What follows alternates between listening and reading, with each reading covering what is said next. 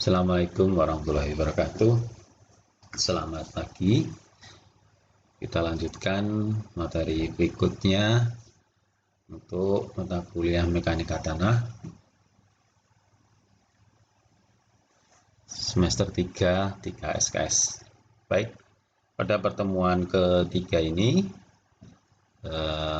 ada dua sub pembahasan yang akan kita bahas, yaitu yang pertama tentang penyelidikan tanah atau soil investigation, atau kadang disebut juga soil test ya. Kemudian yang kedua adalah kita mulai mempelajari parameter tanah yang terkait dengan berat dan volume tanah. Baik, ini yang pertama adalah tes tanah atau soil investigation. Jadi pada setiap proyek, terutama untuk proyek pembangunan konstruksi, selalu diawali dengan dua survei yang sangat dibutuhkan, yaitu yang biasanya pertama adalah survei pemetaan ya, pemetaan ya, atau ukur tanah. Yang kedua adalah survei soil test atau disebut tes tanah gitu ya, atau disebut penyelidikan tanah biasanya ya, penyelidikan tanah, atau juga soil investigation.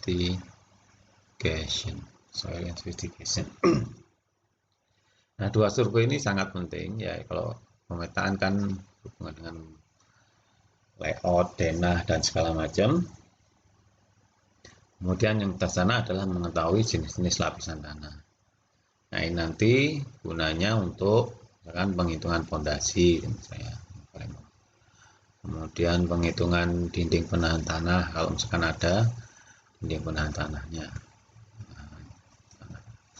Dan bahkan ini juga mempengaruhi aspek-aspek struktur, koefisien perencanaan struktur. Misalnya kalau tanahnya lunak, tanahnya keras, itu kan nanti kan ada di perencanaan struktur untuk menentukan beberapa koefisien untuk pembebanan gempa.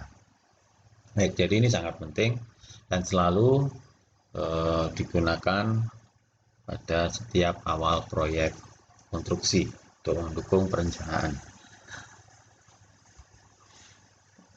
Nah, ada beberapa metode untuk pengeboran tanah, ada beberapa macam tes, dan tujuan utamanya tadi ya memang untuk mendukung perencanaan atau mendukung perencanaan fondasi. Namun secara khusus sebenarnya soil test itu adalah dimaksudkan untuk mengetahui jenis tanah apa yang ada di lokasi tersebut, tidak hanya dari sisi permukaan tapi juga dalam lapisan-lapisan di dalamnya ya, lapisan-lapisan di dalamnya. Jadi kurang lebih biasanya umumnya lapisan-lapisan jenis tanah itu akan berubah ya, umumnya antara 15 sampai 30 meter pada jarak itu. Ya, ini umumnya ya, ini umumnya. Namun pada tempat-tempat tertentu mungkin bisa lebih jauh ya. Tetap sama, terutama kalau lapisan tanah merupakan lapisan endapan atau deposit seperti yang kita bahas di minggu pertama dulu, adalah salah satu proses pembuatan tanah adalah dalam proses endapan atau deposit, lapis demi lapis, sehingga kita sering melihat bahwasanya tanah pada kedalaman sampai kedalaman tertentu itu isinya berlapis-lapis, bukan satu jenis tanah. Itu karena pada proses pengendapannya juga berlapis-lapis karena pada masa tertentu dia mengendapkan jenis tanah tertentu ya pada proses pengendapan tanahnya. Nah, untuk desain pondasi dan pekerjaan konstruksi ya. Jadi untuk pondasi dan pekerjaan konstruksi secara umum ya. Maka salah satu yang perlu diketahui adalah stratifikasi tanah ya. Stratifikasi tanah nanti begini, misalkan itu kalau kita buat ada ini bor satu gitu ya, kita tahu lapisan tanahnya apa sini ya, ini ketahuan. Kemudian titik bor 2 nanti bagaimana kita bisa diketahui juga. Nah, nanti kita bisa membuat lapisan tanahnya itu seperti ini, misalkan begitu ya. Oh, sini ada lapisan. Nah, ini adalah namanya stratigrafi. Stratigrafi adalah gambar lapisan-lapisan tanah. Nah, ini mungkin nilai SPT-nya berapa dan seterusnya. Nah, dari sini nanti kita bisa menentukan mau kedalaman pondasi itu sampai sekian, misalkan gitu ya. Sekian ini adalah tanah keras gitu ya. Nah, kemudian juga pengeboran selain mengetahui tujuannya atau mengetahui lapisan tanah atau stratifikasi tanah juga nanti akan mengambil sampel ya. Mengambil sampel tanah ini diambil pada beberapa kedalaman. Kedalaman diambil kedalaman 3 meter, kemudian 6 meter dan seterusnya. Nah, ini nanti masuk ke laboratorium, kemudian dilakukan tes. Nah, keluarlah parameter tanah yang nanti digunakan untuk mengetahui sifat-sifat tanah dan untuk mengetahui juga kekuatan tanah dan karakteristiknya. Ya. Kemudian kalau untuk desain pondasi dan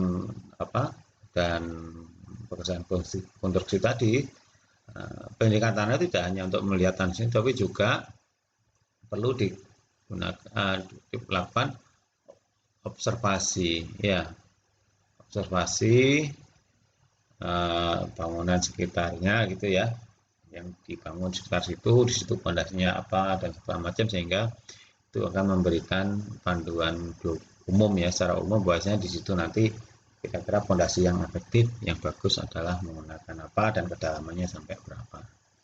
Itu penting, survei sekitarnya.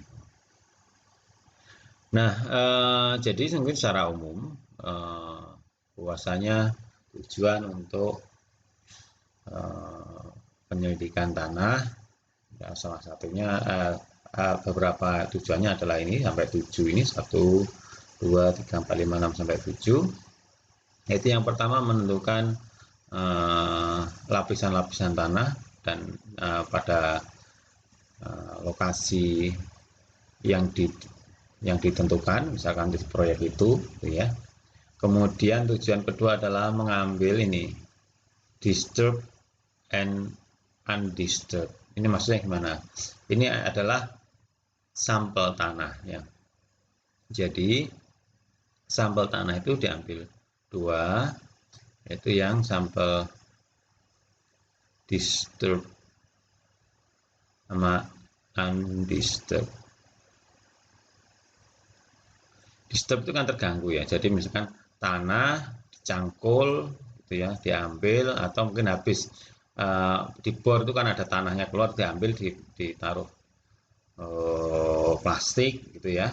Nah, tapi tanahnya itu berarti kan sudah terganggu, bukan tanah asli, karena yang awalnya tanahnya bagus ini kemudian sudah rusak, kemudian menjadi kumpulan tanah ini kemudian dimasukkan plastik. Ini namanya sampel disturb. Jadi yang sudah terganggu tanah di tempat itu sama yang diambil, namun sudah terganggu, tidak seperti asli. Yang aslinya kan masih padat ya di sini. Gitu. Kemudian yang disebut lagi yang satunya adalah sampel undisturbed. Ini berarti adalah sampel tanah adalah tidak terganggu. Nah, bagaimana caranya ngambil tidak terganggu? Jadi disebut adalah sampel terganggu ini adalah tidak terganggu. Berarti masih asli gitu ya. Bagaimana cara ngambilnya? Nah, nanti di waktu praktikum saudara akan tahu. Salah satu tekniknya untuk ngambil sampel undisturbed adalah dengan cara dalam tanah itu dimasukkan tabung sampel. Tabung sampel itu khusus untuk ngambil sampel sehingga ketika ini dimasukkan dengan teknik tertentu, tanahnya ini masuk di dalam tabung tapi masih asli. Nah, kemudian tabungnya ditarik ke atas, kemudian setelah ditarik ke atas ini dilakukan pengecoran dengan lilin atau ditutup dengan plastik, sehingga ini kepadatannya masih tetap, sampel tanah masih, kadar airnya juga masih tetap dan tidak rusak. Inilah yang disebut sampel undisturbed. Ya, ini kedua-duanya sampel disturbed maupun sampel undisturbed ini dibawa ke lab untuk dilakukan nanti tes lab untuk mendapatkan parameter tanah. Ya, ada beberapa parameter yang boleh dilakukan terhadap tanah walaupun terganggu seperti ayaan segala macam, tidak masalah itu apakah terganggu atau tidak ya. Nah, namun untuk parameter lain seperti kekuatan tanah dan lain-lain harus diambilkan dari sampel yang undisturbed ini. Oke, baik, kita lanjutkan. Untuk yang nomor 3 adalah tujuannya dari penyelidikan tanah adalah menentukan kedalaman oleh bedrock. Bedrock ini kalau bahasa Indonesia sering disebut sebagai tanah keras. Nah, di mana tanah kerasnya kan gitu ya, seperti ini tadi. Ini nanti digunakan untuk menentukan kedalaman pondasinya. Kalau tanahnya lunak kan tidak bagus untuk pondasi, maka waktu dipanjang yang panjangnya harus duduk di tanah keras. Lah ini kan panjangnya berapa, harus tahu berapa kedalaman tanah keras atau bedrocknya gitu ya. Bedrock. Nah, ini berapa kedalamannya. Nah, itu adalah salah satu tujuan untuk penyelidikan tanah. Kemudian ada juga yang penyelidikan tanah itu melakukan in situ test. In situ test berarti kalau yang tadi diambil sampel dibawa ke lab itu namanya tes lab ya. Nah, kalau in situ test sampelnya nggak dibawa ke lab, tapi langsung pengetesannya dilakukan di lapangan itu. Ya, termasuk salah satunya adalah sondir sama SPT. Jadi mengetahui kekuatan tanah langsung di tempat itu tanpa diambil sampelnya ke lab. Nah, kadang selain sondir boring juga permeability test itu bisa dilakukan di lapangan juga. Benchir test dan salah satunya adalah ini SPT. Nanti saudara akan praktikum SPT, standar penetration test. Dan juga ada yang sondir. Ya, sondir adalah termasuk in situ test. Tujuan yang kelima adalah melihat kondisi drainase lingkungan. Ini sangat penting untuk menentukan drainase di area proyek, baik pada saat pelaksanaan pembangunan maupun nantinya pada saat sudah ada bangunannya. Kemudian untuk mensurvei construction problem yang mungkin gitu ya, mengakses kira-kira apa sesuai dengan bangunan sekitarnya. Jadi kalau misalkan bangunan sekitarnya masih sawah, risikonya kan tidak besar ya terhadap sekelilingnya. Tapi kalau lokasi proyeknya sekelilingnya perumahan yang padat, apalagi bangunan-bangunan tua dan sangat dekat, nah itu mungkin nanti perlu perhatian khusus pada saat metode pelaksanaannya agar tidak terjadi kerusakan di sekelilingnya. Nah, ini perlu diobservasi pada saat penyelidikan tanah, nanti dimasukkan dalam laporannya ya. Kemudian yang paling penting adalah menentukan kedalaman air tanah ya. Kedalaman air tanah ini sangat penting. Jadi kalau yang seperti ini tadi, nah ini kan muka tanah ya, muka tanah, yang ini bedrock. Oh, kedalaman muka air tanahnya nanti ada di minus berapa, misalkan minus 2 meter dari permukaan atau minus 5 atau berapa ya. Nah, kedalaman muka air tanah ini sangat penting dan sangat mempengaruhi desain pondasi, saudara.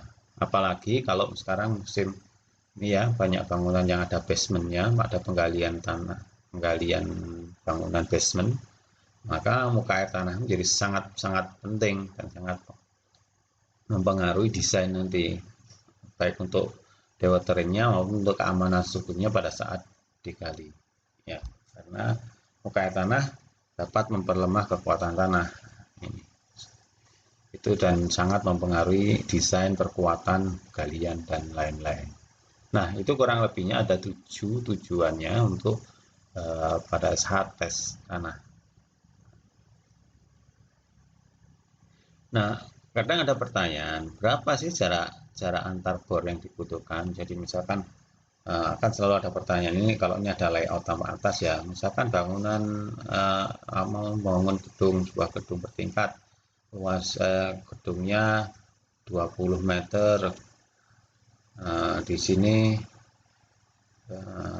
gini, ya, mungkin 30 meter, di sini 20 meter, berapa titik? Nah, itu ada pertanyaan, selalu akan ada pertanyaan seperti itu. Berapa titik bor?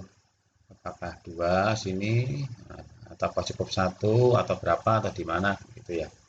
Nah, tidak ada peraturan yang sangat yang secara spesifik mengatur itu, namun ada rule of thumb-nya. Rule of thumb itu apa ya? Perkiraan ya, perkiraan acuan yang biasa dipakai ya. Jadi misalkan kalau untuk bangunan satu lantai maka jarak antar bor itu maksimum 25 sampai 30 meter. Ya, ini tadi mengacu pada asumsi awal tadi kan, umumnya pada saat 25 atau 30 meter itu lapisan tanah sudah ada perubahan, ada perbedaan. Maka setidaknya eh, jarak antar bor itu adalah 30 meter gitu ya, kurang lebih seperti itu. Kalau dalam hal ini seperti ini, kalau 30 kali 20 ya minimal kita punya 2 titik bor ya, kurang lebih seperti itu. Nah, namun kalau untuk gedung yang bertingkat gitu ya, untuk yang bertingkat itu jaraknya antara 15 sampai 20 meter. Ya. Jadi kalau jarak itu berarti kan antar titik ya, ini adalah jarak. Nah, kalau diameternya berarti kalau jadi satu titik bor itu kurang lebih akhirnya nanti mewakili radius kalau untuk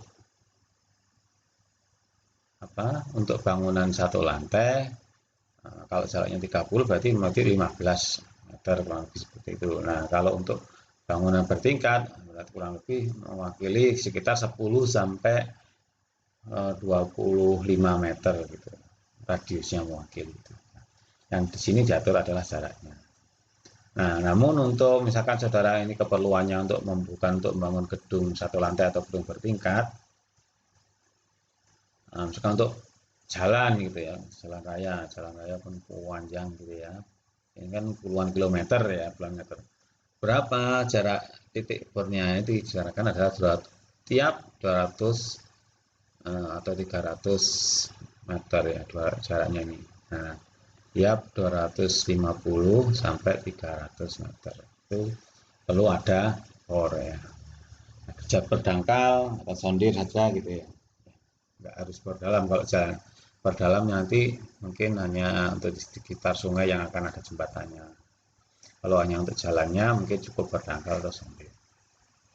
Nah, kalau untuk bendungan ya, ini bendungan atau earth dam itu misalkan kalau ini sungai gitu ya, ini sungai biasanya kan kita membuat bendungannya di tengah ini, kemudian ini sisi satunya ada miringnya beda gitu ya, kayak gini dan seterusnya. Nah, untuk membuat bendungan seperti ini berapa jarak antar titiknya? Ya hampir sama dengan yang gedung tadi, yaitu antara 20 sampai 25 antar titiknya gitu ya. Ini jaraknya dari 20 ke 25 meter ya. Nah, ini nanti sesuai luas dan area proyek saudara, maka itu akan menentukan jumlahnya berapa titik bor yang perlu dilakukan. Kemudian untuk perencanaan perumahan kurang lebih antara 60 sampai 100 meter. Kalau kawasan perumahan kan sangat luas itu ya, misalkan. Nah, misalkan ada jaringan jalan, ada gang, ada dan segala macam ya, maka disarankan melakukan penyelidikan tanah dengan jarak 60 sampai 100 meter. Ya. Nah, namun kalau untuk area yang luas seperti jalan itu mungkin tidak perlu ya. Kalau untuk perumahan kan tidak perlu bor dalam ya, cukup bor dangkal saja. Sampai di tempat-tempat tertentu. Baik, ini kira-kira kurang lebih acuan berapa antar titik bor yang perlu dilakukan untuk penyelidikan tanah untuk mendukung perencanaan proyek konstruksi. Nah, macam-macam penyelidikan tanah yang umum dilakukan di lapangan adalah ini ada yang bor dangkal dengan tangan, kedalamannya bisa sampai 5 meter. Jadi kalau ini ada tanah seperti ini, yang ini permukaan tanah ya, yang dibor. Nah, alat bornya itu menggunakan ini, ada mata bornya ini. Kemudian tanahnya diambil, disampling dan seterusnya. Ada dua macam, ada namanya mata bor Iwan auger, kemudian ada slip auger ini. Jadi pakai seperti bor gitu, seperti bor kayu gitu ya bentuknya. Tapi ini diameternya besar, ini diameter mungkin 5 sentian lah atau 2 ini kurang lebih 5 cm. Di dalam lubangnya lah kedalaman 5 meter. Nah, kemudian ada bor dalam, ini menggunakan mesin yang saudara nanti akan praktikum ya, menggunakan bor dalam. Kedalaman bisa 30 sampai 40 meter. Nah, dengan kalau untuk mesin yang tertentu bisa sampai juga sampai 100 meter. Nah, yang perlu saudara bedakan, pengeboran ini berbeda dengan pengeboran membuat sumur kan ya. Kalau membuat sumur kan dilubangi sedalam mungkin sampai ketemu sumber mata airnya, secepat mungkin kan, bisa tinggal dilubang sempat segala macam sampai ketemu sumber air. Nah, pengeboran penyelidikan tanah ini sangat berbeda. Jadi tidak hanya membuat lubang, tapi pada prosesnya itu juga mengambil sampel, melakukan tes SPT. Jadi pengeboran tidak bisa secepat seperti saudara melakukan pengeboran untuk membuat sumur air. Karena kalau sumur yang keluar kan yang penting lubangnya bisa selesai dalam. Nah, ini tidak hanya itu. Selain membuat lubang juga pada prosesnya itu mengambil sampel jadi dilakukan harus pelan-pelan, harus hati-hati. Kemudian ada pada titik tertentu kalau ada pastinya perlu casing gitu ya. Ada casing itu berarti ada pipa pelindungnya sebelum kita masukkan alat pengebornya. Nah, tujuannya soalnya nanti akan mengetahui lapisan-lapisan ini. Nah, kan dibor, diangkat, kemudian dieksplorasi, dilihat jenis tanahnya apa, kemudian dicatat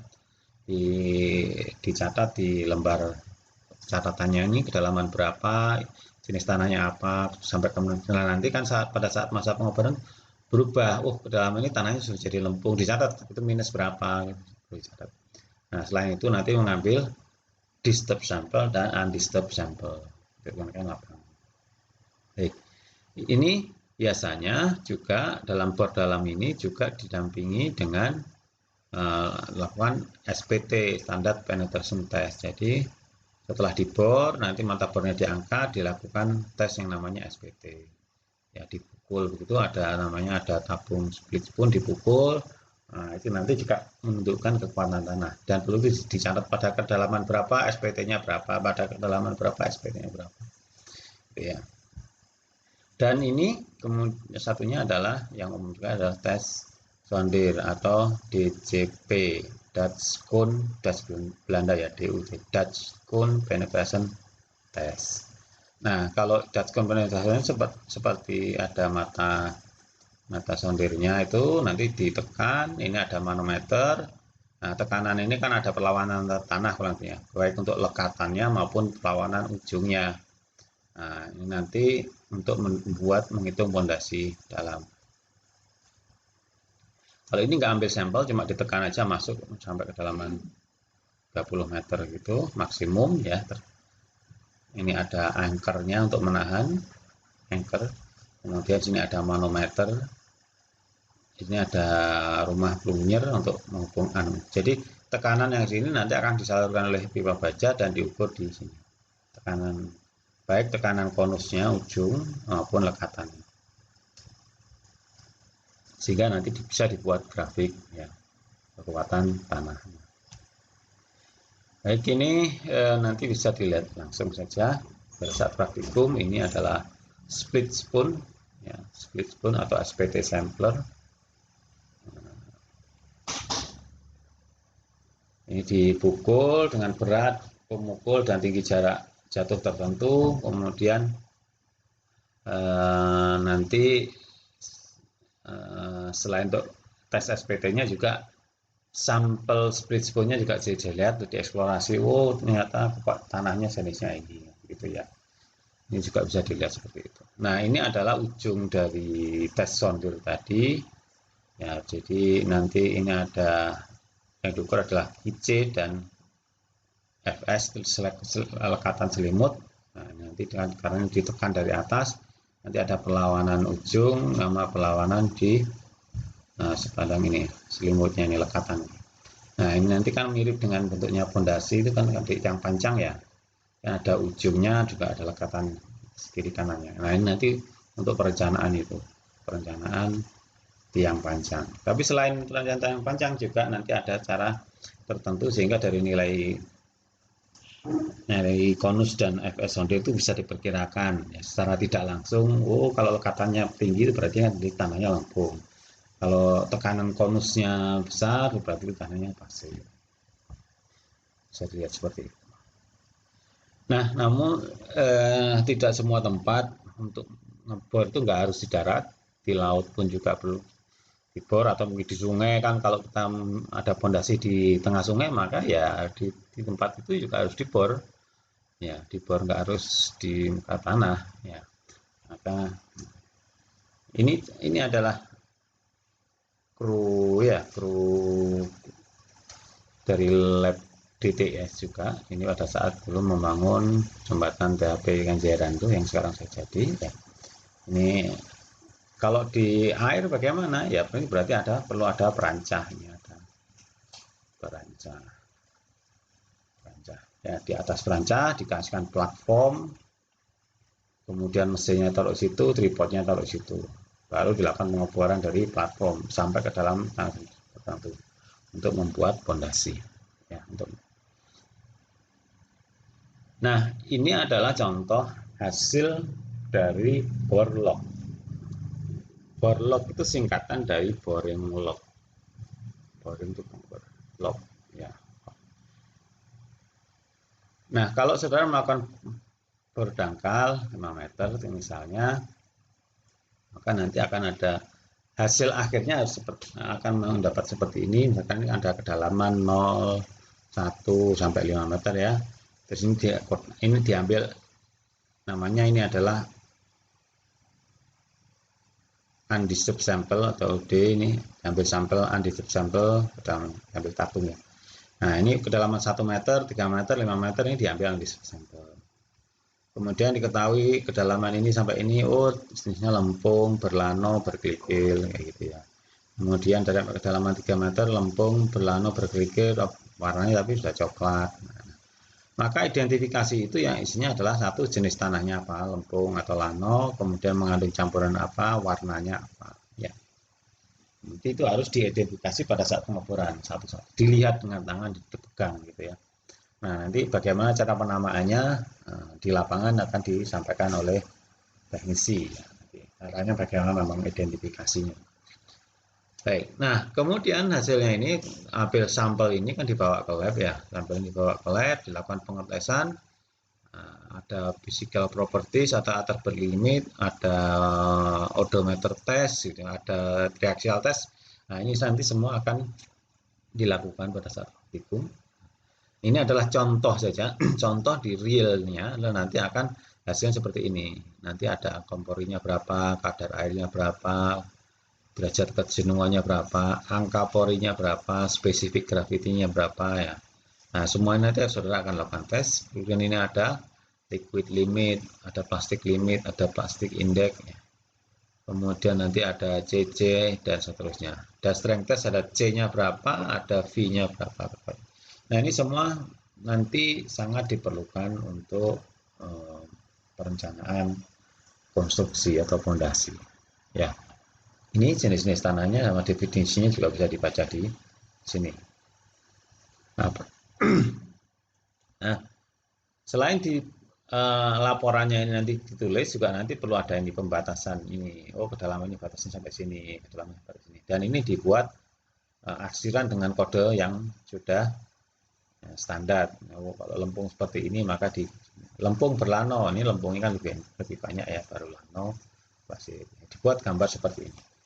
Nah, ini dibuat sejelas mungkin sehingga nanti orang atau engineer geoteknik dengan membaca data ini sudah tahu, oh ini harus dilakukan perkuatan seperti ini, oh pondasinya harus begini, gitu ya. Ini semua standar ya, ini semua standar sesuai ASTM maupun SNI. Ini adalah contoh bor dangkal yang 5 meter. Nah, kalau pengebornya mengebor dalam itu sampai 30 meter ya, borlognya juga lebih dalam lagi sampai 30 meter kedalamannya kan ya. Danau segala macam. Ini sampai 30 meter. Nah, ini muka air tanahnya di mana? Akan ada di sini, kedalaman 4 meter ya. Kemudian ini kedalaman lapisan. Nah, ini kebetulan lempung semua sampai 18 meter ya. Kemudian ini ada lapisan tanahnya. Di sini ada juga sangat lunak, very soft, sangat lunak atau tidak gitu ya, dan seterusnya. Kemudian ini ada SPT, nilai SPT 3, 1, ini adalah SPT, NSPT, dibuat grafik ya. Ya, otomatis berarti pada saat di lapangan nanti yang dilakukan pencatatan adalah ini, kemudian melakukan SPT, ini dilakukan SPT. Nah, ini nanti sama yang diberitakan tadi, hasil tes labnya dimasukkan. Ini kan hasil tes ini adalah terhadap sampel tabung anti-stop yang diambil itu, sesuai dengan kedalamannya. Baik, ini bor dalam sampai 30 meter. Nah, kemudian ini adalah hasil tes sondir. Tes sondir itu dilakukan pengetesan tiap 20 cm. Nah, 20 cm nanti ada bacaan manometer 1, bacaan manometer 2, ada angka-angkanya mungkin 10 kg per cm segi gitu ya. Jadi satuannya ada kilogram per cm persegi, berarti manometer 2 misalkan 20 dan seterusnya. Ini nanti dilakukan pengukuran, nah sehingga nanti diketahui hasil tekanan konusnya dan jumlah hambatan pelekatnya. Tapi ini setelah dihitung ya nanti. Nah, tujuannya apa? Membuat grafik ini. Nanti per 20 cm kan ada angkanya, sehingga nanti ada ini adalah grafik tekanan konusnya, ini yang merah ini yang saya ini adalah grafik tekanan konusnya. Ini adalah tekanan konus atau QC-nya. Nah, kemudian ini ada grafik yang satunya, saya beri warna lainnya. Nah, ini yang titik-titik ini. Nah, ini adalah grafik CHP, jumlah hambatan pelekat. Nah, itu adalah yang paling utama. Untuk yang belakang nanti aja ya. Ya, ini dari sini nanti CHP itu mewakili jumlah hambatan pelekat sepanjang selimut penyondiran ini. Kalau konus mewakili tekanan ujungnya yang bawah itu. Nah, ini yang merah ini dibaca di sini, yang biru JHP dibaca di bawah karena ini grafiknya dijadikan satu ya, dijadikan satu. Nah, ini adalah hasilnya. Borlog untuk 5 meter, kemudian borlog bor dalam untuk 30 meter adalah sondir. Nah, Berarti nanti kalau di lapangan saudara perlu menyiapkan kalau itu form kosongan seperti ini nanti akan ketahuan, oh dia muka air tanahnya digambar aja ini. Kemudian garis ini jenis tanahnya apa ditulis, ini garis jenis tanahnya apa ditulis gitu ya. Nah, di lapangan perlu membuat ini. Jangan lupa lokasi proyeknya, kemudian muka air tanahnya minus berapa ditulis, ya nama proyeknya praktikum atau apa. Terus nomor bornya kalau dalam satu area bor banyak itu kan harus dikasih nomor bor ini nomor berapa, jangan lupa tanggalnya. Ini sangat penting, ya, bahwa keliru mengasih nomor bor itu juga nanti bisa sangat fatal karena kalau ada banyak bor dalam satu lokasi gitu, berarti kan nanti ada bor satu, bor dua dan seterusnya nggak boleh terbalik-balik. Itu menjadi sangat fatal, nanti ada kekeliruan fondasi karena hanya gara-gara salah meletakkan nomor. Ya, jadi harus sangat ketat nomornya nomor berapa, ya, tanggalnya kapan. Baik, itu tadi untuk pengantar soil investigation project. Nah, berikutnya nanti kita akan untuk materi kali ini mungkin menginjak yang ini yang physical properties. Nanti saudara akan ada banyak parameter tanah, nah, mulai diperkenalkan bagaimana caranya itu konsepnya bagaimana dan bagaimana cara melakukan pengatesan di lapangan, di lab. Nah, salah satu hasil pengetesan tanah, parameter tanah yang paling penting adalah dan ini ya, ini merupakan dasar ya pokok ya, yaitu tadi kalau tes itu intinya ada dua, ada indeks properties, jadi properties sama engineering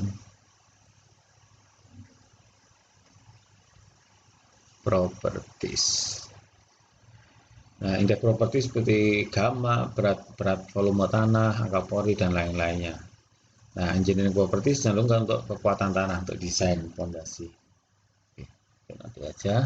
Nah, yang ini dulu mungkin yang pertama adalah indeks properties itu banyak berhubungan dengan parameternya itu berhubungan dengan berat tanah dan volume tanah. Intinya cuma ada di dua itu.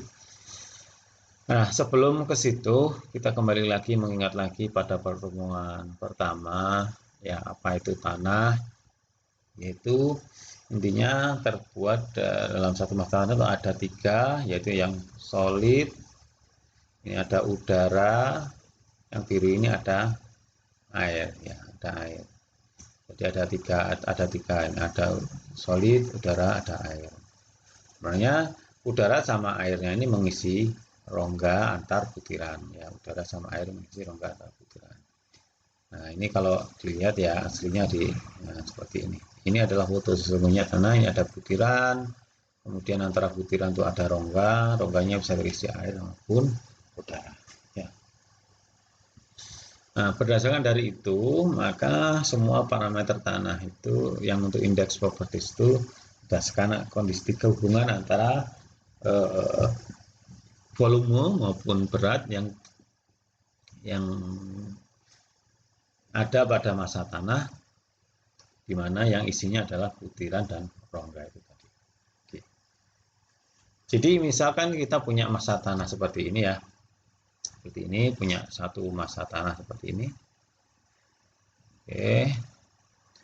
Nah ini jadi ke sini, misalkan ini kan, nah ini masa tanahnya seperti ini. Maka di situ ada butiran dan rongga. Maka itu kita lihat dari dua sisi. Ya, yang pertama sisi berat, sisi total weight atau disebut sebagai W. Kemudian kita lihat dari sisi volume. Ya, volume. Jadi tanah itu tadi berarti ada volumenya dan ada beratnya. Ada volumenya, ada beratnya. Ya. Mungkin kita lihat yang paling sederhananya dulu. Karena ada volume dan ada berat, kita lihat yang paling sederhana dulu ini. Ada gamma. Ya. Gamma. Gamma ini adalah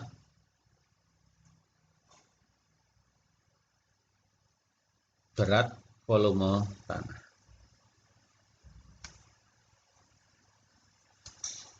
berat volume tanah, berat volume tanah. Ya, diukur bagaimana caranya? Yaitu ya berat dibagi volume. Lebih besar ya, berat dibagi volume. Jadi misalkan berat tanah, kita yang punya tanah ini adalah misalkan 200 gram gitu ya. Terus berat apa namanya? Ini beratnya 200 gram. Kemudian volumenya ini adalah misalkan 10 cm kubik ya, karena volume ya. Maka ya gamanya adalah 200 dibagi 10 sama dengan berapa? Nah, tadi 20 gram per centimeter kubik. Nah, ini ada berat volume ya, gitu. Berat dibagi volume. Ya. Nah, ini ya, yang ini. Oke, kita sudah dapat ini. Satu. Ya. Kemudian ada lagi parameter berikutnya, mungkin yang paling dari mulai yang paling mudah aja ini. Oh, ini aja dulu. Gamma D. Nah, yang kedua ya. Ini gamma D. Yang kedua. Ini ada gamma D. D itu singkatan dari dry. Dry itu berarti kering ya. Dry. Kering. Itu adalah berat volume tanah pada saat kering. Artinya apa yang disebut kering? Nah, kering itu apabila ronggaannya itu hanya isinya udara, nggak ada air. Jadi misalkan volume berat tanah ini saya masukkan open 24 jam, berarti kan airnya hilang menguap. Ya, hilang menguap. Saya timbang lagi, berarti kan lebih kecil dari 200 gram kan, karena airnya akan menguap. Nah, berarti yang disebut dengan berat kering, berat volume kering itu adalah W S itu singkat solid ya, dibagi dengan volume. Ya, jadi berat solidnya saja, karena yang airnya kan sudah menguap. Ya. Jadi kalau kita buat skema ini kan udara ya, ada tekanan udara, ini ada air, ini ada solidnya. Nah, kalau kita open, airnya kan hilang, berarti total beratnya itu berarti kan tinggal berat solidnya saja. Berat solid itu disebut sebagai W besar, disebut sebagai WS, berat solid itu. Ya, ditimbang lagi berarti otomatis kan lebih kecil dari 200 gram. Nah, ini adalah disebut sebagai berat volume. Jadi gamma D itu akan lebih kecil dari gamma tanah biasa, karena kan lebih kering kan dari gamma tanah, karena lebih kering. Oke. Baik, kita sudah punya dua definisi dari gamma dan gamma. Kemudian mungkin yang agak lebih mudah lagi ini, ada ini nomor 3. Ini adalah disimbolkan dengan W kecil ya. Atau ada juga kadang disebut sebagai WC, water content ya. Water content berarti kadar air. Nah, kadar air itu dinyatakan sebagai perbandingan dari berat air dibagi dengan berat solid. Ini kadar air. Kadar air. Jadi kadar airnya berapa persen itu? Persen itu berarti artinya perbandingan antara berat weight of water. W itu water ya. Makanya kalau pakai bahasa Inggrisnya ketahuan ini weight. Berat dibagi dengan weight of solid. Berarti weight of water bagi dengan weight of solid. Berarti mana? Ini adalah berat airnya, ini adalah berat solidnya bandingannya. Jadi misalkan airnya tadi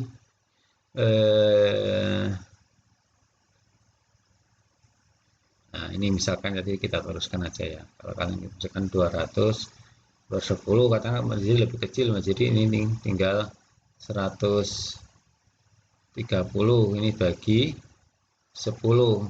Nah, berarti ini kan 13 ya.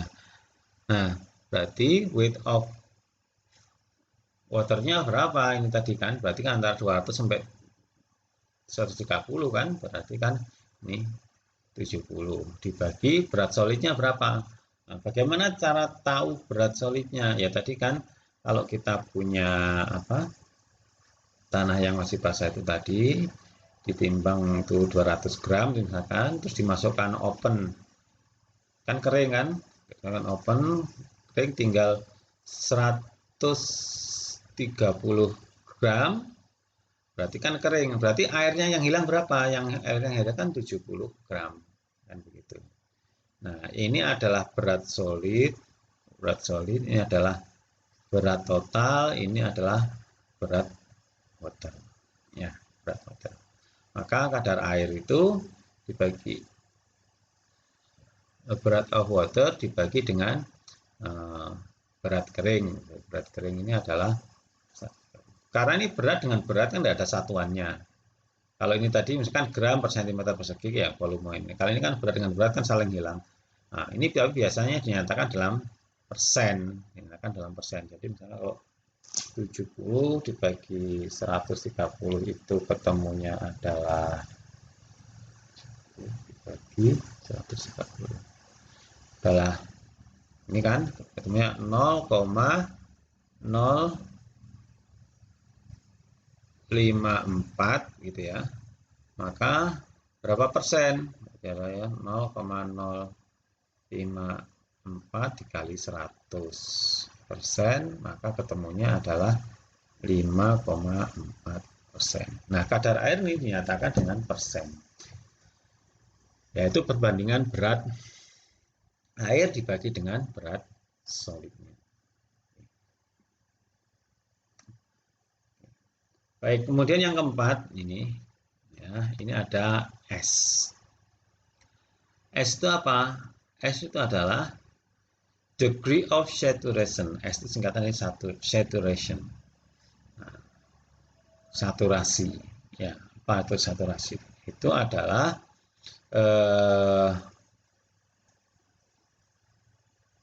perbandingan dari volume antara volume air dengan volume kulit.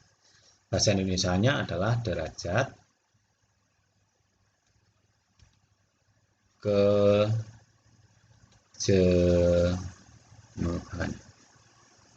Ya, S derajat kejenuhan itu merupakan perbandingan antara volume dengan volume. Itu volume apa? Volume air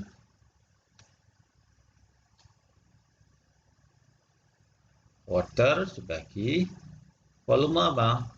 Volume V. V itu adalah void ya. Void itu berarti rongga ya. Jadi kalau yang sebelumnya tadi kadar air itu merupakan perbandingan berat dengan berat ya. Nah, kalau derajat kejenuhan itu adalah perbandingan dengan volume air dibagi dengan volume void. Nah, volume voidnya seperti ini. Volume voidnya seperti itu. Nah, karena rongga itu tadi kan terisi oleh ini kan udara sama air kan. Kalau di total adalah volume air sama air menjadi volume rongga. Nah, derajat kejenuhan ini merupakan berarti menunjukkan parameter yang menunjukkan seberapa persen volume dari rongga itu terisi oleh air. Kalau volume airnya ini sama dengan volume voidnya, jadi misalkan ini 100 dibagi 100, mungkin jangan katakanlah ini 0,8 gitu ya, dibagi juga 0,8 cm kubik Nah, berarti ini kan 100 ya persen. Ini kan sebenarnya satu kan gitu. Sebenarnya semua satu. Kalau dibuat persen kan menjadi 100% kan gitu ya. Berarti kalau derajat kejenuhannya itu 1 atau 100%, jadi seluruh rongganya terisi oleh seluruh volume rongganya terisi oleh volume air. Berarti tanahnya jenuh karena seluruh rongganya terisi oleh air. Itu disebut sebagai derajat kejenuhan atau degree of saturation. Dinyatakan dengan S. Coba S. Nah, kemudian ini yang ada 2 meter lagi yang mungkin agak mirip, yaitu ini adalah porositas. Saya tulis saja di sini. Porositas. Yang satunya ini adalah angka pori atau E. Angka pori. Ya, oke. Yang kedua-duanya ini menunjukkan seberapa besar volume rongga, gitu ya, menunjukkan volume rongga. Kalau porositasnya atau angka porinya semakin besar, berarti tanah itu rongganya semakin banyak, ya, semakin berongga. Kalau angka porinya semakin kecil, porositasnya juga semakin kecil, itu artinya tanahnya sangat padat. Sangat padat itu apa? Rongganya sedikit. Nah, bagaimana perbedaan dari kedua ini? Dua-duanya merupakan perbandingan volume, ya. Dua-duanya merupakan perbandingan volume. Baik yang porositas yang nomor 5 ini maupun yang angka pori yang nomor 6. Dua-duanya merupakan perbandingan volume. Kalau porositas itu adalah perbandingan volume void VV dibagi dengan seluruh volume total. Ya. Jadi volume void yang mana? Yang ini. Volume rongga dibagi dengan volume total. Volume total ini adalah porositas. Volume rongga dibagi dengan volume total. Saudara lihat kalau kalau volume VV-nya semakin besar, ya otomatis porinya berarti kan lebih semakin besar kan terhadap total volumenya, jadi semakin berongga. Nah, ada lagi yang ini yang angka pori ini yang nomor 6 ini adalah volume void yang ini sama tadi yang ini volume void, tapi tidak dibandingkan dengan volume total, tapi dibandingkan dengan apa? Dengan volume solidnya. Yang ini. Nah, kalau volume void dibandingkan dengan volume solidnya, ini disebut sebagai angka pori. Angka pori. Yang membedakan yang tadi adalah pembaginya saja, pembandingnya. Kalau porositas itu volume voidnya dibagi dengan volume total, kalau angka pori volume voidnya dibagi dengan volume solid. Nah, ini adalah parameter dasar dari sebuah massa tanah berdasarkan hubungan antara berat dan volume. Jadi kalau kita resume tadi ya, yang depan ini, yang sebelah kiri ini adalah berat, ada sisi berat, ini ada sisi volume. Nah, kalau gamma tanah itu perbandingan volume dengan berat, ini volume perbandingan berat dengan volume ini. Kalau kadar air adalah perbandingan berat dengan berat air dengan berat air. Kemudian kalau derajat kejenuhan itu volume dengan volume. Nah, kalau porositas sama angka pori juga volume dengan volume. Nah, ini yang sangat mendasar. Untuk selanjutnya nanti semua akan menggunakan pendekatan ini. Nah, nanti akan diketahui dari tes lab itu gamanya berapa, gamma keringnya berapa, kadar airnya berapa, S-nya berapa, derajat kejenuhan berapa, angka porinya berapa, dan porositasnya berapa. Nah, dari hubungan antar berat dan volume tadi kan ketemu E, gamma D, gamma kadar air, derajat saturasi, porositas, ya, angka pori. Nah, karena semua parameter-parameter ini merupakan hubungan berat dengan volume, Maka sebenarnya antara parameter ini nanti juga bisa saling punya hubungan antara satu dengan yang lain. Misalkan antara gamma dengan kadar air itu ada hubungannya. Ya, baik, kita lihat aja langsung di contohnya. Di sini adalah sisi berat, di sini adalah sisi volume. Ya, sisi berat dan sisi volume. Kita tahu ini tadi ada yang ini tadi kan kita punya berat V, ini punya volume ya. Kita punya volume void, kita punya volume water di sini sama dengan grafik yang sebelumnya ya. Volume solid di sini, kita punya berat air di sini, kita punya berat solid di situ. Nah, kalau misalkan ini secara matematis volume solidnya ini dibuat, ya, volume of solid ini dibuat sama dengan 1, ya, dibuat sama dengan 1. Kemudian volume void-nya ini dinyatakan sebagai E, angka Pori, yang dinyatakan sebagai E, maka volume totalnya akan menjadi 1 plus E. 1 plus E. Oke ya. Nah, terus kita punya juga berat solid itu merupakan specific gravity. Oh ya, belum dijelaskan ya. GS dibagi dengan dikalikan dengan gamma W. Nah, ini mungkin yang belum dijelaskan tadi. Kalau gamma W itu adalah berat volume air. Jadi adalah berat volume air. Nah, ini kan standar. Kalau dalam satuan gram dan senti kan gamma W itu sama dengan 1 gram. Jadi air itu beratnya 1 gram per sentimeter kubik. Ya. Kalau dalam satuan internasional, gamma W itu kan sama dengan 9,8 kilonewton per meter kubik. Ya.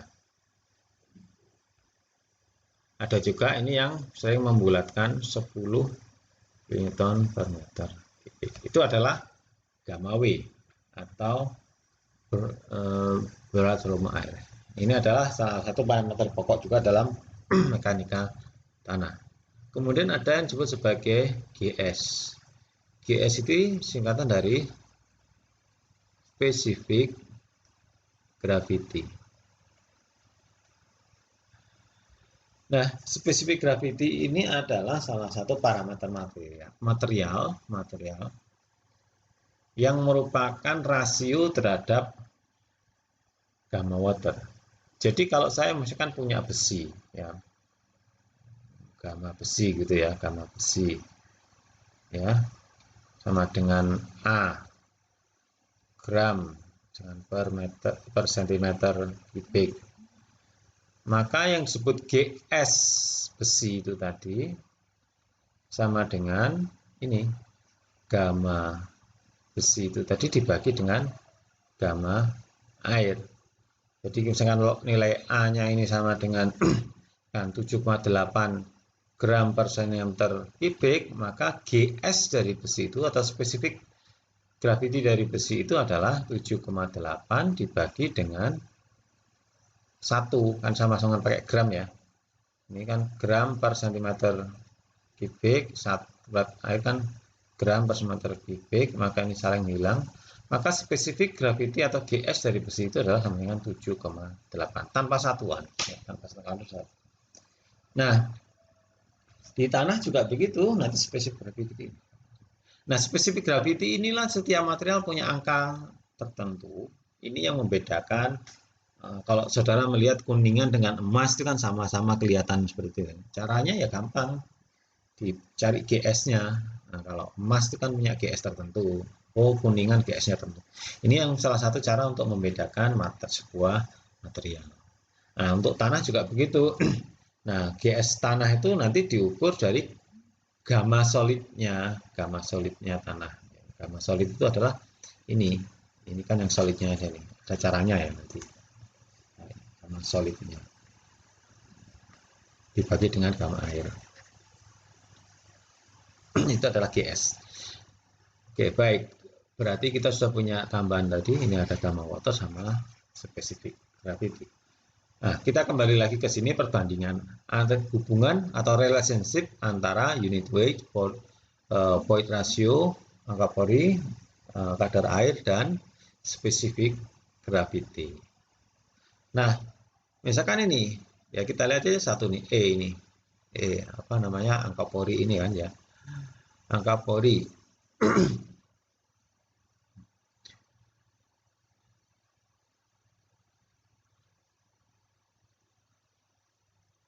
Nah, kalau dilihat dari sini, ya, kita tahu karena angka pori itu kan volume void dibagi volume solid kan, seperti rumusnya ini, sini.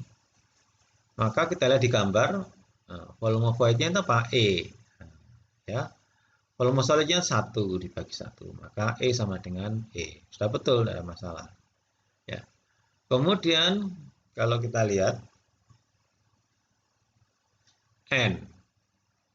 N sama dengan PV per V. Volume voidnya berapa? Ini, E. Volume solidnya berapa? Volume totalnya berapa? Ini. 1 plus E. Jadi kita tahu, nah dari sini kita tahu N itu sama dengan E plus 1 plus E. Jadi kalau kita misalkan tahu angka pori, maka kita akan bisa mencari N-nya, yaitu E plus 1 per E. Nah, inilah yang disebut hubungan antar parameter. Karena kita tahu sebuah parameter, maka kita bisa mengetahui parameter yang lain. Atau kita contohnya lagi nih. Ya, ini contoh ya. S. S kan derajat kejenuhan. Itu adalah V volume water bagi volume void. Volume water kita lihat aja di sini. Nah, ini. Volume water itu adalah kadar air dikalikan GS. GS seperti itu. Ini adalah kadar air dikalikan dengan GS. Terus volume voidnya mana? Volume voidnya. Nah, volume voidnya dengan E. Nah, ini ada E. Maka kita tahu S sama dengan kadar air dikalikan GS dibagi dengan E. Nah, ini kalau saya tahu kadar airnya suatu tanah, saya tahu GS-nya, saya tahu E-nya, maka saya bisa mencari derajat kejenuhan tanah.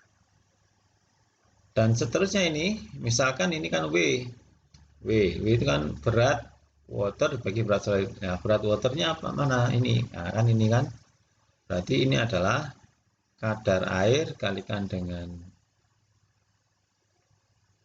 GS kalikan gamma W dibagi dengan berat solidnya mana? GS dikalikan dengan gamma W.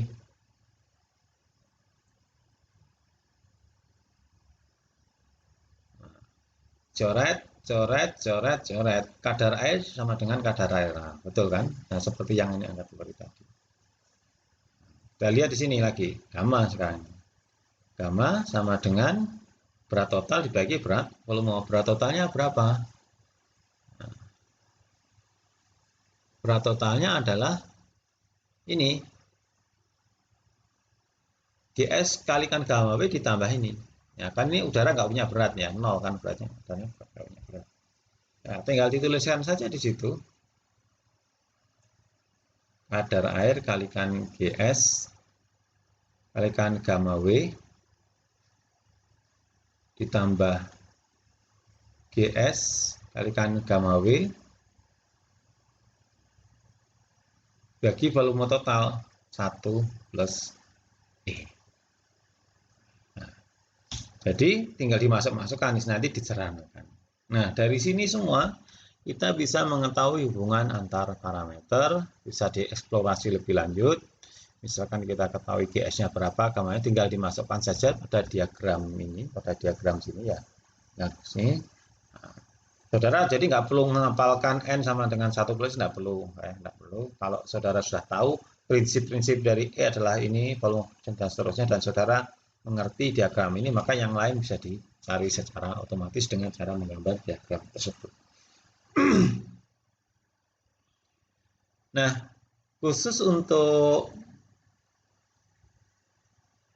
tanah yang S-nya derajat kejenuhan 100%, ingat derajat kejenuhan 100% berarti volume rongganya semua diisi oleh air. Maka gambar diagramnya akan seperti ini.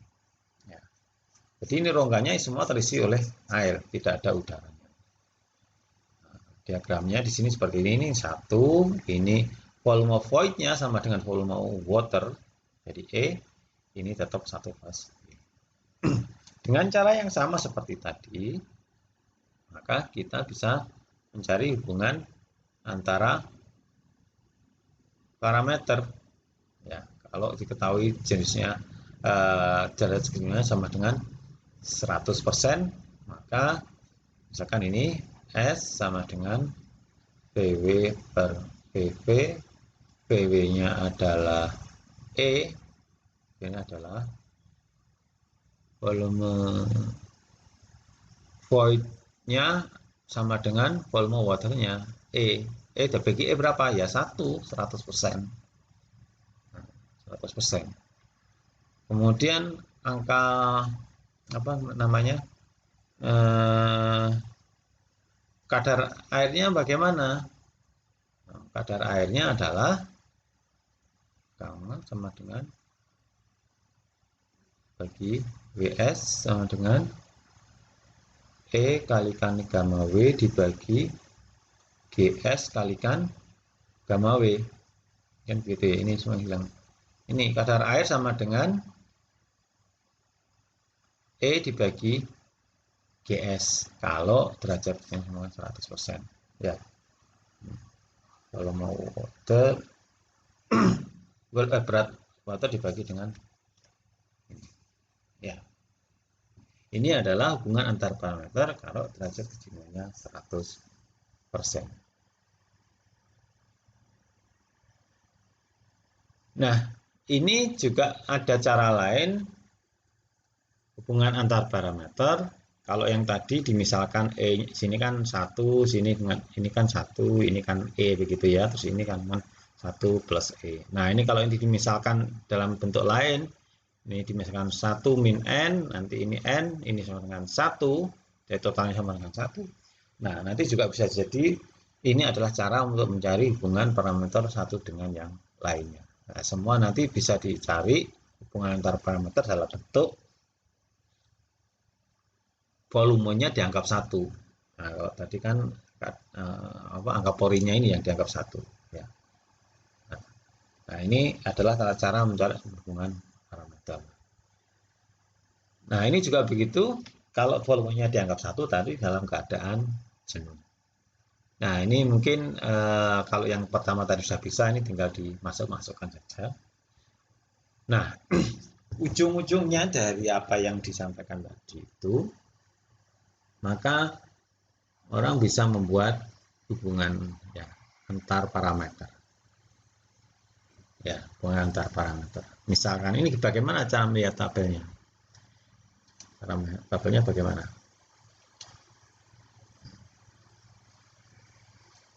Kalau misalkan saya ingin mencari gamma, berat volume ya gamma. Yang diketahui kadar air GS sama E, maka rumusnya ini adalah sama dengan gamma 1 plus W GS gamma W 1. Kalau yang diketahui adalah ini, maka ini rumusnya sama dengan ini. Ini adalah dan seterusnya. Kalau diketahui ini adalah sama dengan dan seterusnya ya. Dan seterusnya. Nah, ini semua tadi rumus-rumus ini adalah dibangun dari diagram yang barusan saya jelaskan tadi. Selanjutnya juga begitu. Nah, kalau saya ingin mengetahui gamma kering, yang diketahui adalah gamma tanah dan kadar air, maka ini adalah gamma kering. Gamma D sama dengan gamma plus 1. Nah, ini akan sangat banyak saudara, ini perlu dihafal kalau ini ya. Sangat banyak digunakan. Jadi misalkan saya tahu kadar airnya sama dengan 20% gitu ya. Gammanya adalah katakanlah 1,5 gram per cm kubik. Kadang juga cc, ditulis cc aja, itu centimeter kubik ya, centimeter kubik. Nah, berapa gamma D-nya?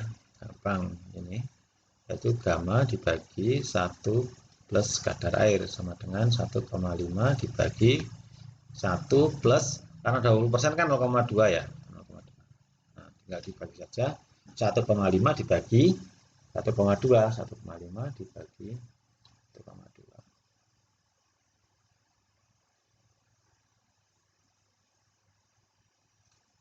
1,25 gram per cm kubik. Nah, ini kadar berat tanah kering. Nah, ini adalah rumus yang paling dasar ini. Rumus paling dasar ini. Dan seterusnya, ini semua adalah gamma D. Ini adalah gamma D. Nah, kalau kita ingin gamma sat, nah ini tadi belum dijelaskan ya. Apa itu gamma saturated? Gamma saturated adalah gamma tanah pada saat berat volume tanah pada saat jenuh air. Jadi volume rongganya semua terisi oleh air. Ya otomatis kan paling berat. Jadi gamma sat itu akan lebih besar dari gamma tanah biasa.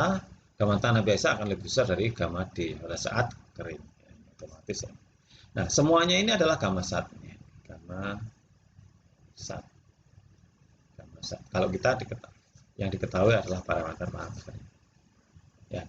Jadi saudara lihat untuk mencari gamma sat itu ada banyak sekali pendekatan sesuai dengan ada rumus ya, ini ada banyak rumus yang sesuai dengan parameter apa yang diketahui.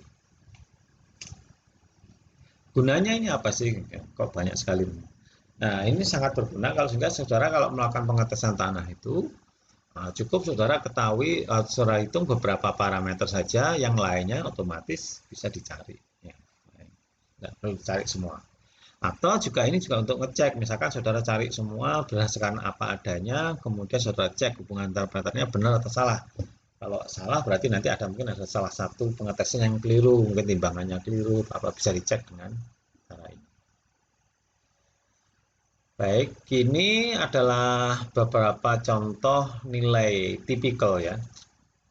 Tipikal ya, nilai tipikal itu nilai pada umumnya. Ini nanti juga saudara bisa gunakan acuan praktikum saudara benar atau salah ya. Ini kalau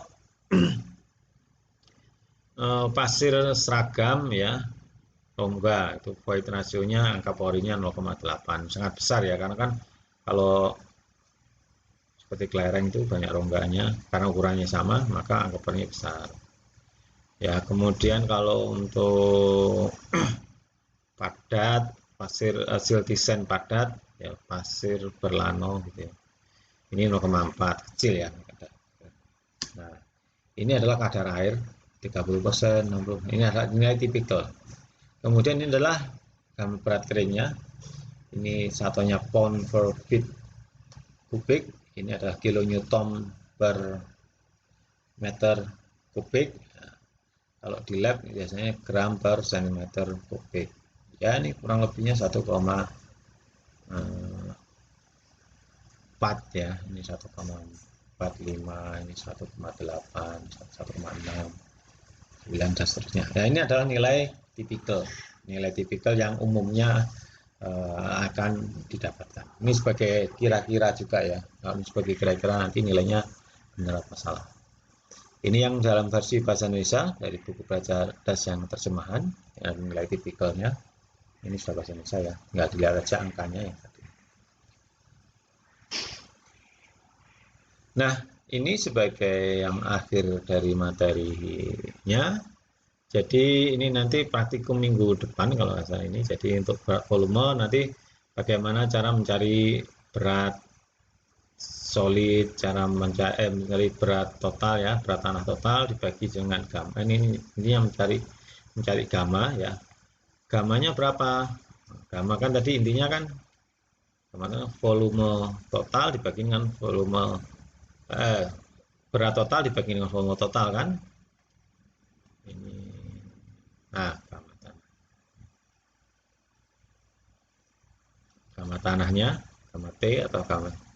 Nah, ini gamma saja biasa atau cukup dengan gamma T, gamma tanah gitu ya. Adalah volume berat total dibagi ini. Nah, karena tanah itu tidak bisa ditimbang dengan tanpa wadah, berarti kan ditimbang dengan wadahnya. Nanti ada caranya ya. Silakan dibaca di modulnya sehingga kita bisa mencari ini. Ini tujuannya mencari kadar air, ini ada W, kadar air. Bukan kadar air sama dengan pembandingan berat dari air dibagi dengan berat dari solid ya, nanti ada apa. Kemudian ini cari GS, specific gravity. GS. Nah, hanya dengan tahu tiga ini nanti semua dapat dihitung. Angka porinya bisa dihitung, porositasnya bisa dihitung dan seterusnya. Tujuannya apa? Nah, ya ini tadi kan di belakang tadi kan apa di depan tadi kan sudah disampaikan bahasanya semua itu nanti akan dimasukkan dalam laporan pendidikan tanah. Nah, ini di sini dimasukkan di ini. Nah, di sini. Semua kapori, kadar air segala macam dimasukkan di sini sebagai bagian dari laporan pendidikan tanah. Baik, saya kira ini adalah semua sudah disampaikan. Ini beberapa contoh soal. Misalkan diketahui berat volume, berat totalnya berapa, kemudian berat ngakernya berapa, diketahui GS-nya sekian, maka nanti yang lain-lain bisa dihitung. Kadar airnya bisa dihitung, beratnya volumenya, berat basisnya dihitung, angka pori bisa dihitung, porositas bisa dihitung, dan seterusnya sampai derajat kejenuhannya bisa dihitung. Ya, bisa dihitung. Nah, dengan cara yang sama, ini cara yang paling mudah, kalau saya ketahui E-nya 0,75, berarti ini kan sama dengan 0,75 gitu ya. Dengan kadar airnya 22%, berarti ini kadar airnya ini adalah 0,22. Kemudian GS-nya ini dimasukkan di sini, kadar gamma waternya 1 gram per centimeter kubik gitu ya, dimasukkan semua, maka dengan tahu semua perbandingan, maka saudara bisa menghitung yang lain-lain. Ya, masih ingat ya, E sama dengan volume void per volume solid. Porositas sama dengan volume void per volume total. Gamma sama dengan berat total bagi volume total. Gamma D sama dengan berat solid tanah kering dibagi berat total. Kemudian yang lain derajat saturasi sama dengan perbandingan volume kan, volume void dibagi volume volume air ya, volume air water ya, volume water dibagi volume total. Kemudian yang lain-lain ada ya, semua yang lain bisa dihitung di sini. Maka kalau saudara tahu ininya berapa, GS-nya berapa, kadar airnya berapa, GS-nya tinggal dimasukkan saja di sini. Nah, ini kan ada ini ya, dan ini tinggal dimasukkan di sini di sini. Nah, maka semua akan ketahuan dengan yang lain. Yang lain-lainnya akan ketahuan, parameter yang lain. Ini adalah konversi beberapa satuan, bisa dilihat di sini. Sekian, terima kasih untuk latihannya. Saudara bisa kerjakan sendiri di rumah ini ya, tadi ini. Kalau soal-soal yang lain mungkin bisa langsung dilihat pada bukunya, baik yang bahasa Inggris maupun yang bahasa Inggris. Terima kasih, selamat mempelajari hubungan parameter tanah antara berat dan volume, dan diperkenalkan nanti dengan dimulai dari praktikum sondir dan boring, pengambilan parameter tanah di lapangan, pengambilan sampel disturb undisturbed, dan identifikasi tanah. Terima kasih, selamat siang, assalamualaikum warahmatullahi wabarakatuh.